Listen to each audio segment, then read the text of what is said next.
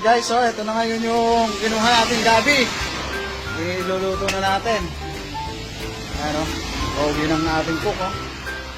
Ayan o, nagigisa na ng bawang, sibuyas, tapos luya. Ayan, susunod na yung gata dyan o. Ito yung ating ano, gata. Itong inyog. Ayan o, kakang gata. Ito o. Ayan yung ano natin, nalagaan na o. Gabi.